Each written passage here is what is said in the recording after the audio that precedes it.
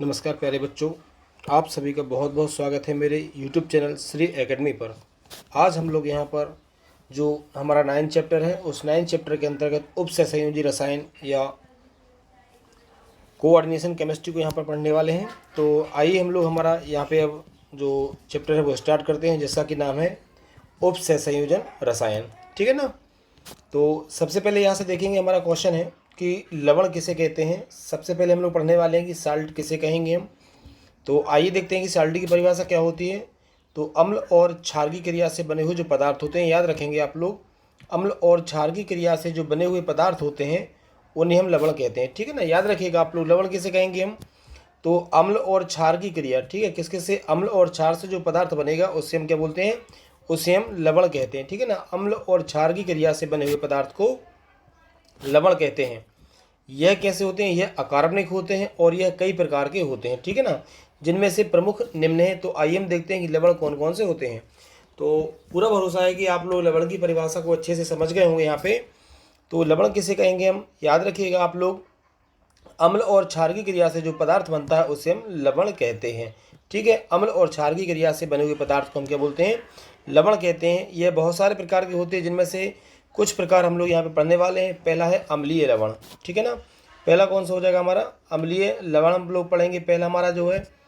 तो अम्लीय लवण की परिभाषा क्या होगी, देखिए, ये लवण पूर्ण रूप से उदासीन नहीं होते। ध्यान रखना, हम अम्लीय की बात कर रहे हैं। ये कैसे होते हैं, ये पूर्ण रूप से उदासीन नहीं होते, इनमें प्रोटॉन देने की क्षमता होती है।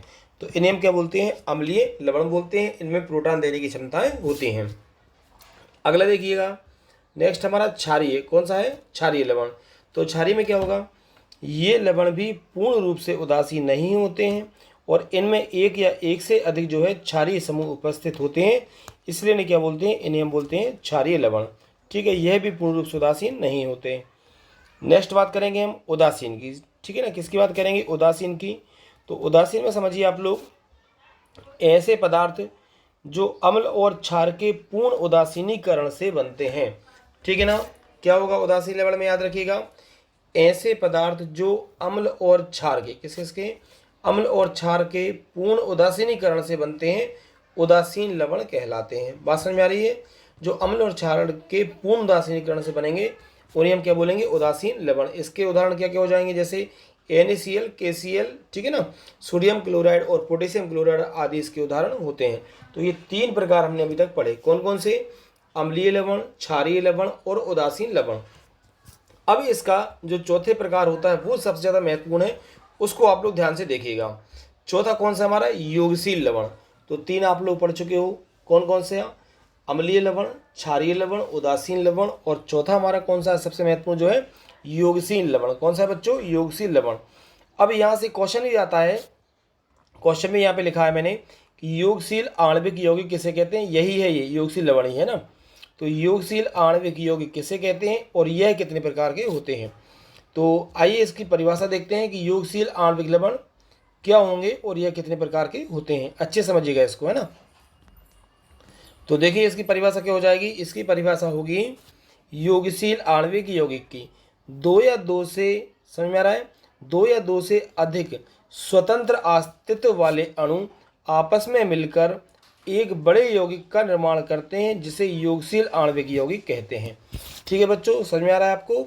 तो इसका आंसर क्या हो जाएगा, इसका आंसर समझिए आप कि 2 या 2 से अधिक स्वतंत्र अस्तित्व वाले अणु क्या करते हैं, आपस में मिलकर एक बड़े यौगिक का निर्माण करते हैं। किसका निर्माण, एक बड़े यौगिक का निर्माण करते हैं, जिसे हम क्या बोलते हैं, जिसे हम बोलते हैं योगशील आणविक यौगिक। क्या बोलेंगे, उसे हम योगशील आणविक यौगिक कहते हैं। तो डेफिनेशन आप लोगों को याद हो गई होगी। इसकी डेफिनेशन क्या होगी, एक बार और अच्छे समझिए आप, कि जब 2 स्वतंत्र अस्तित्व वाले अणु जो हैं वो आपस में जुड़कर एक बड़े यौगिक का निर्माण करते हैं, तो उस बड़ा जो यौगिक बनेगा उसे हम क्या बोलेंगे, उसे हम बोलते हैं योगशील आणविक यौगिक। क्या बोलेंगे, उसे हम योगशील आणविक यौगिक बोलते हैं। ठीक है ना। अब इसके उदाहरण देखिए, योगशील आणविक यौगिक के उदाहरण क्या क्या होते हैं। पहला इसका उदाहरण कौन कौन सा होगा, समझिए आप लोग। पहला होता है K2SO4, कौन सा हो जाएगा, K2SO4 प्लस क्या होगा, Al2SO4 का उल्टा प्लस 24H2O। यहाँ पे ये 24H2 है। तो देखो समझना आप लोग, ये जो 3 यहाँ पर हैं ये छोटे छोटे स्वतंत्र अस्तित्व वाले यौगिक हैं। ठीक है। पोटेशियम सल्फेट है, एल्यूमिनियम सल्फेट है और यहाँ पर जल है। इन तीनों के मिलने से जो एक नया यौगिक बनेगा, देखिए तीनों को हम एक साथ जोड़ देंगे तो यहाँ से क्या क्या बना, K2SO4 इंटू Al2SO4 का उल्टा इंटू 24H2O। तो एक साथ ये जो एक यौगिक हमारा बन गया, इसे हम कहेंगे योगशील आणविक यौगिक। क्या बोलेंगे इसे हम? इसे बोलेंगे योगशील आणविक यौगिक। और ये जो फार्मूला है, ये फार्मूला समझिए, K2SO4 Al2SO4 का उल्टा 24H2O। ये होता है हमारा फिटकरी। क्या होती है? फिटकरी एलम है ये, याद रखिएगा। इसका फार्मूला भी कई बार एग्जाम में पूछा गया है, ठीक है। तो ये योगशील आणविक यौगिक का उदाहरण भी है और फिटकरी का उदाहरण भी है, ठीक है ना। सेकंड इसका एग्जाम्पल कौन सा हो जाएगा, देखिए Fe2O4, ठीक। यहाँ से आप लोग देखिए FeSO4 है ये, FeSO4 फिर सल्फेट NH4OH का होल ट्वाइस SO4 और 6H2O, ठीक है। तो अब यहाँ से देखो आप लोग FeSO4 मतलब फिर सल्फेट हमारा। अब ये तीन यहाँ पे क्या है, ये स्वतंत्र अस्तित्व वाले अणु हैं और इन तीनों को आपस में जब हम जोड़ेंगे और यहाँ से जो हमारा नया पदार्थ बनेगा, ठीक है ना, FeSO4 इंटू NH2OH का होल ट्वाइस SO4 और यहाँ से आएगा ये डॉट है, यहाँ पर ये डॉट है ना 6H2O। तो ये फार्मूला होता है मोहर लवण का। किसका है बच्चों? ये है मोहर लवण का फार्मूला, ठीक। थर्ड हमारा एग्जाम्पल देखिए आप, थर्ड एग्जाम्पल देखेंगे आप लोग। थर्ड एग्जाम्पल कौन सा है? यहाँ से 4KCN plus FeCN whole twice, इनको हमने जोड़ा तो हमारा ये जो नया फार्मूला बना है K4 बड़े वाले ब्रैकेट में आप देख पा रहे हैं Fe और ये CN छोटे वाले ब्रैकेट में है और यहाँ से 6। तो ये भी हमारा क्या है? यह भी हमारा योगशील आणविक यौगिक है। तो योगशील आणविक यौगिक आप समझ गए। तो पहले तो याद रखिएगा, हमने पढ़ा था लवण, तो अम्ल और क्षार से बने जो पदार्थ होते हैं वो लवण कहलाते हैं। लवण हमने पढ़े 4 प्रकार के। पहला पढ़ा हमने उदासीन, फिर क्षारीय, पहले अम्लीय, फिर क्षारीय, फिर उदासीन और लास्ट में हमने कौन सा पढ़ा था? योगशील आणविक यौगिक। कौन सा पढ़ा था हमने? योगशील आणविक यौगिक। तो योगशील आणविक यौगिक के हमने 3 उदाहरण देखे, फिटकरी, मोहर लवण और पोटेशियम फेरोसाइनाइड। अब यहाँ से आगे देखिएगा, अब हम लोग पढ़ने वाले हैं कि ये जो योगशील आणविक लवण होते हैं ये कितने प्रकार के होते हैं, ठीक है ना। योगशील लवण हमारे कितने प्रकार के होंगे? तो योगशील लवण इनके प्रकार हम पढ़ेंगे तो ये भी 2 प्रकार के होते हैं। कितने प्रकार के? 2 प्रकार के। पहला इनका कौन सा प्रकार है? पहला है द्विक लवण। कौन सा है पहला? पहला है इनका द्विक लवण, ठीक है ना। चलिए इसे समझिए, द्विक लवण को। द्विक लवण को देखेंगे तो इसमें क्या है? ऐसे योगशील यौगिक जो ठोस अवस्था में अपना अस्तित्व बनाए रखता है। याद रखिएगा, द्विक लवण की बात कर रहे हैं तो ये क्या है? ये जो ठोस अवस्था होती है, इस ठोस अवस्था में अपना अस्तित्व बनाए रखता है, ठीक है। किंतु जो विलयन है मतलब जलीय अवस्था में अपना अस्तित्व क्या है? खो देते हैं। बात समझ आ रही है आपको? ऐसे पदार्थ जो ठोस अवस्था में अपना अस्तित्व बनाए रखते हैं किंतु जलीय या विलयन अवस्था में अपना अस्तित्व खो देते हैं, क्या कहलाते हैं? द्विक लवण कहलाते हैं। क्या कहलाएंगे बच्चों? ये द्विक लवण कहलाते हैं। और आगे देखिए, यह 2 साधारण लवण से मिलकर बने होते हैं। बात समझ में आ रही है आपको? ठीक है ना। द्विक लवण किसका प्रकार है? योगशील लवण के प्रकार है। तो ये जो पहला प्रकार है इसकी विशेषता क्या है? ये ठोस अवस्था में अपना अस्तित्व बनाए रखेगा किंतु जलीय अवस्था में अपना अस्तित्व खो देता है। इसे हम क्या बोलते हैं? इसे हम लोग बोलते हैं द्विक लवण, ठीक है बच्चों। इसका उदाहरण देखिएगा आप लोग, फिटकरी इसका उदाहरण है, ठीक है। तो फिटकरी का फार्मूला आप लोग जानते हो, K2SO4 इंटू क्या हो जाएगा? Al2SO4 होल ट्वाइस और 24H2O। तो ये जो फिटकरी है ये ठोस अवस्था में तो अपना अस्तित्व बनाए रखेगी, लेकिन यदि इसका हम जलीय विलयन बना देंगे तो इसका अस्तित्व खत्म हो जाएगा, ठीक। अगली बात करते हैं, अब इसकी विशेषता और देखते हैं पहले, ठीक है ना। तो द्विक लवण की विशेषता देख लेते हैं। इसकी विशेषता क्या क्या है? पहली विशेषता है यह ठोस अवस्था में स्थायी होते हैं किंतु विलयन में कैसे होते हैं? अस्थायी होते हैं, ठीक है। सेकेंड इनकी विशेषता क्या है? ये विलयन में अपने अवयवी भागों में पूर्णतः विभक्त हो जाते हैं और अवयव जो है वो अपने आयनों में विभक्त हो जाते हैं। कैसे? जैसे मान लीजिए ये अभी पूरा एक ही यौगिक है, लेकिन यदि हम इसका जलीय विलयन बना देंगे तो ये K2SO4 अलग चला जाएगा, Al2SO4 अलग चला जाएगा और वाटर अलग चला जाएगा। तो ये अवयवों में बढ़ जाएंगे, लेकिन उसके बाद भी जैसे ये K2SO4 है तो ये भी ध्यान रखिए K+ अलग हो जाएगा और SO4- अलग हो जाएगा। तो ये भी बाद में अपने आयनों में बट जाते हैं, ठीक है, जलीय अवस्था में आने पर। आगे देखते हैं इनकी और विशेषताएं क्या होती हैं। हम पढ़ रहे हैं द्विक लवण, तो द्विक लवण में इनमें आयनिक बंध बनते हैं। कौन से बंध बनते हैं? आयनिक बंध बनते हैं। इनके जो गुण होते हैं वो अवयवी यौगिकों के ही गुण होते हैं। अवयवी यौगिकों के गुण होने का मतलब है, जैसे फिटकरी हमने देखा, ठीक है ना, तो जैसे K2SO4 का गुण इसमें पाया जाएगा, Al2SO4 का गुण इसमें पाया जाएगा, ठीक है। अगली इनकी विशेषता क्या है कि इनके सूत्र को प्रदर्शित करने के लिए किसी विशेष तरीके का उपयोग नहीं किया जाता, ठीक है। पहले आपने देखा था कि हमने इनके अवयवियों को जिस सूत्र से लिखा था, आगे भी हमने उसी रूप में इनको जोड़ दिया, अलग से स्पेशल हमें यहाँ पे कुछ भी नहीं करना था, ठीक है ना। तो किसी विशेष तरीके का उपयोग नहीं किया जाता, बल्कि सभी अवयवों को साथ साथ लिखा जाता है। तो ये था हमारा पहला प्रकार। कौन सा था? ये था हमारा पहला प्रकार। और इस पहले प्रकार का नाम क्या है, आपको याद रखना है, द्विक लवण, ठीक। अगला इनका जो प्रकार है, देखिए सेकंड इनका जो प्रकार होता है उसे हम बोलते हैं संकुल लवण, संकुल यौगिक या फिर जटिल लवण, ठीक है। तो इसकी परिभाषा क्या होगी? जब हमने द्विक लवण पढ़ा था तो द्विक लवण में आपने देखा था कि उनका अस्तित्व केवल ठोस अवस्था में होता, जलीय अवस्था में नहीं होता। संकुल लवण में क्या हो जाएगा? ऐसे यौगिक जो ठोस अवस्था में और जलीय विलयन में, दोनों अवस्थाओं में, ऐसे यौगिक जो ठोस अवस्था में और जलीय अवस्थाओं में, दोनों अवस्थाओं में अपना अस्तित्व बनाए रखते हैं। क्या है? अस्तित्व बनाए रखते हैं, जटिल लवण या जटिल यौगिक कहलाते हैं। जटिल लवण या जटिल यौगिक कहलाते हैं, ठीक है ना बच्चों। इसका उदाहरण देखिएगा, इसका एग्जाम्पल है पोटेशियम फेरोसाइनाइड। क्या है? Potassium ferrocyanide. तो जैसे यहाँ पे क्या लिखा है K4FeCN6। तो आप देख पा रहे हैं इस फार्मूले को लिखने के लिए एक विशेष प्रकार की हमें आवश्यकता है। ये जो उदाहरण है, ये उदाहरण किसका है? संकुल लवण या संकुल यौगिक का। तो इनकी सबसे बड़ी विशेषता क्या है, आपको ध्यान रखना है कि ये ठोस अवस्था में तो अपना अस्तित्व बनाए ही रखते हैं, साथ साथ में जलीय अवस्था में भी अपने अस्तित्व को बनाए रखते हैं, ठीक है। इनकी विशेषताएं देख लेते हैं हम कि इनकी विशेषताएं क्या क्या हैं। पहली विशेषता इसकी देखिए, यह ठोस अवस्था में एवं जलीय, ये इंपॉर्टेंट है, ठोस अवस्था में और जलीय दोनों अवस्थाओं में अपना अस्तित्व बनाए रखते हैं। सेकंड देखेंगे, ये विलयन में पूर्ण रूप से अवयवी भागों में विभक्त नहीं होते हैं। यदि जब हम इनका विलयन भी बना देते हैं तो ये जो जिन अवयवियों से ये मिलकर बने हैं, ये वापस उनमें विभक्त नहीं होते। अगले पॉइंट की बात करेंगे तो इनके जो गुण हैं अवयवी यौगिकों के गुणों से भिन्न होते हैं। जबकि आपने द्विक लवण में देखा था कि उनके गुण कैसे होते हैं, जो अवयवी के गुण होते हैं वही द्विक लवण के गुण होंगे, लेकिन इनमें ऐसा नहीं होता। इनके गुण जो हैं वो अवयवी यौगिकों के गुणों से कैसे होते हैं? भिन्न होते हैं, ठीक है ना। अगला देखिए, इनमें जो मुख्यतः कौन सा बंध, इनमें उपस्य संयोजी बंध उपस्थित होता है, जबकि उनमें आयनिक बंध होता था। अगले की बात करेंगे तो इन्हें प्रदर्शित करने के लिए विशेष तरीके का उपयोग किया जाता है, ठीक है। इनको प्रदर्शित करने के लिए एक विशेष तरीके का उपयोग किया जाता है। वो विशेष तरीका आप लोग यहाँ पर देख पा रहे हैं। जैसे मान लीजिए यहाँ पे ये K4 है, ये FeCN6 है, ठीक है। इसको यहाँ से अच्छे समझिए, क्या लिखा है बच्चों, यहाँ पे ये लिखा है K4, फिर एक बड़ा वाला ब्रैकेट लगाएंगे, उसके अंदर क्या लिखा है Fe, फिर एक छोटा वाला ब्रैकेट, इसके अंदर हमने लिखा है Cn, क्या लिखा है Cn, और यहाँ पे वापस ये 6, और फिर बड़े वाले ब्रैकेट में हमने इनको बंद कर दिया। तो ये जो संकुल लवण है हम देख पा रहे हैं, इनको लिखने के लिए हमें क्या है, एक विशेष प्रकार की आवश्यकता है।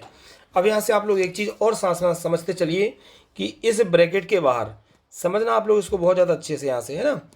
इस ब्रैकेट के बाहर जो संख्या लिखी होती है, जैसे यहाँ पे लिखी है K4, तो ये कहलाते हैं साधारण आयन। क्या कहलाते हैं ये कहलाते हैं साधारण आयन, ठीक है ना। अब इस ब्रैकेट से लेके यहाँ तक का जो पूरा क्षेत्र होता है ये कहलाता है जटिल आयन। ये भी याद रखिए, क्या कहलाएगा ये पूरा, यहाँ से लेके यहाँ तक का ये पूरा कहलाता है जटिल आयन, ठीक है। अब इसके बाद देखिए आप लोग, इस ब्रैकेट के अंदर यहाँ पर जो धातु दी होती है उसे बोलते हैं केंद्रीय धातु परमाणु। तो यहाँ पे आप देख पा रहे हैं ये जो Fe है, क्या है ये? केंद्रीय धातु परमाणु। क्या है ये? केंद्रीय धातु परमाणु। इस छोटे वाले ब्रैकेट के अंदर जो भी यहाँ पे लिखा होता है उसे बोलते हैं लिगेंड। क्या बोलते हैं? लिगेंड। और इसके बाहर जो यहाँ पर एक संख्या लिखी होती है उसे बोलते हैं उपसहसंयोजन संख्या। क्या बोलेंगे? उसे बोलते हैं हम उपसहसंयोजन संख्या। तो बात समझ में आ रही है? एक बार और अच्छे समझिए आप लोग, ये जो K4 है ये क्या होगा? साधारण आयन।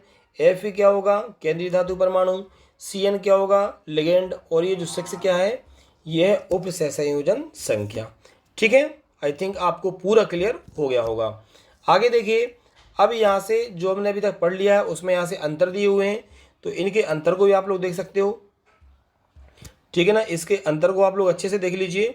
तो जैसे दिया है कि द्विक लवण और संकुल लवण में अंतर, किस केस में, द्विक लवण और संकुल लवण में अंतर। तो द्विक लवण की बात करेंगे तो यह ठोस अवस्था में स्थायी होते हैं किंतु जलीय विलयन में अस्थायी होते हैं। जबकि इनकी बात करेंगे तो यह ठोस अवस्था और जलीय दोनों ही अवस्थाओं में कैसे होते हैं, स्थायी होते हैं।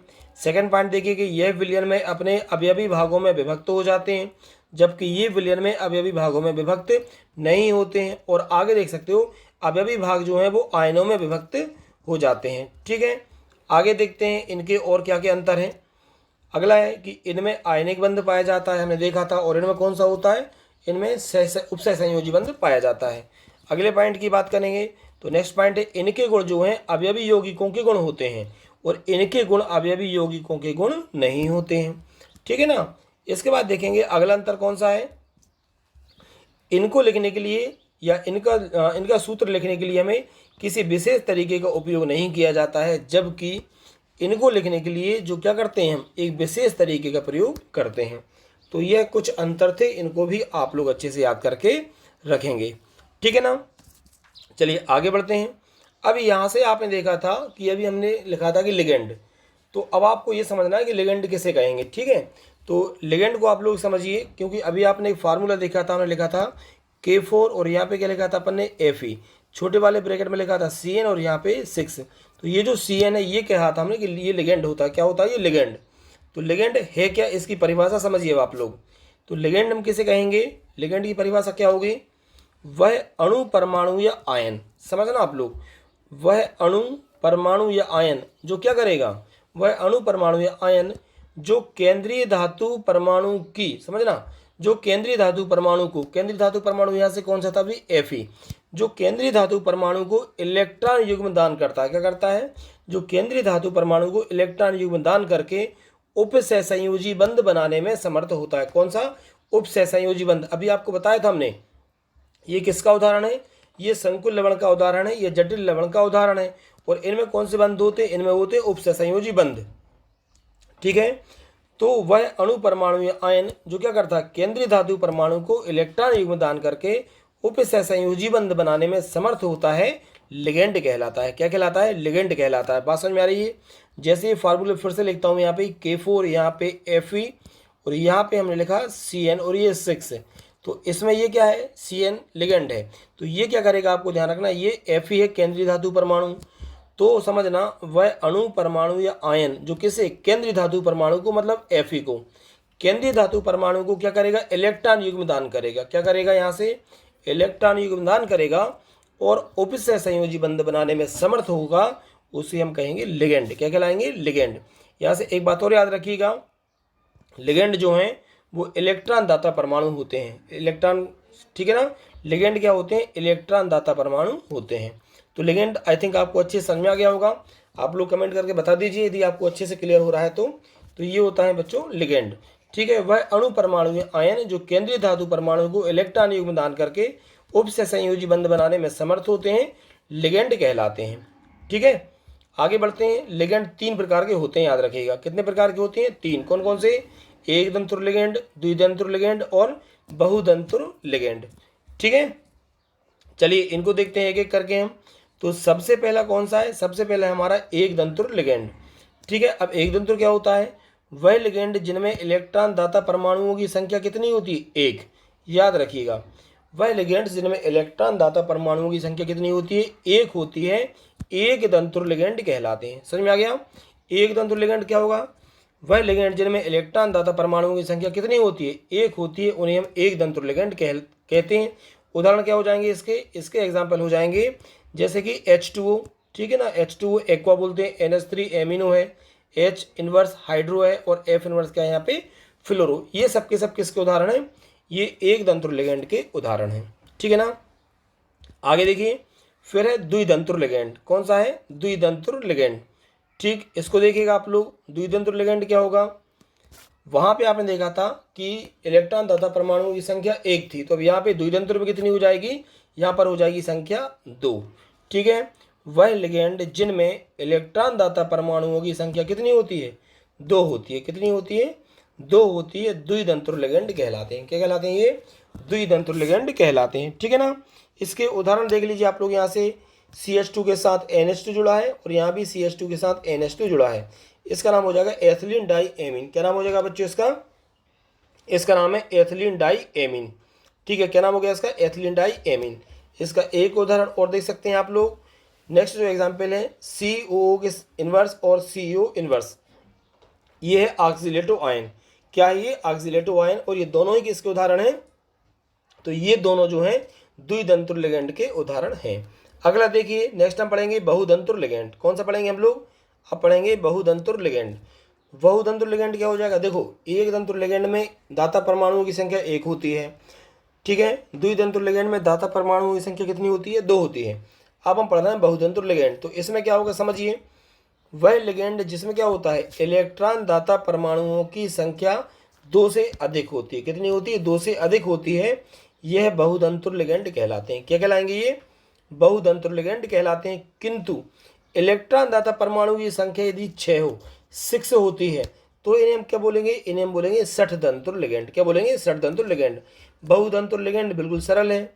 वह लिगेंड जिनमें इलेक्ट्रॉन दाता परमाणुओं की संख्या 2 या 2 से अधिक हो जाए तो उसे बहुतंतुर लिगेंड कहेंगे। लेकिन यदि इलेक्ट्रॉन दाता परमाणुओं की संख्या 6 हो तो उसे षटतंतुर लिगेंड कहते हैं। इसका एग्जाम्पल देखिए आप लोग, इसका उदाहरण समझिए।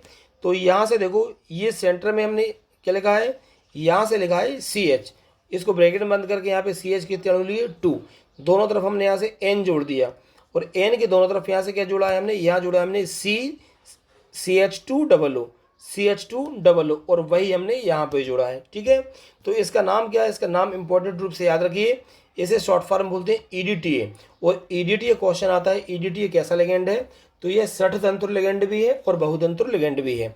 EDTA का फुल फॉर्म याद रखेंगे, एथिलीन डाइएमीन टेट्रा एसीटेट, इसका फुल फॉर्म होता है। कई बार एग्जाम में पूछा गया है, ठीक है।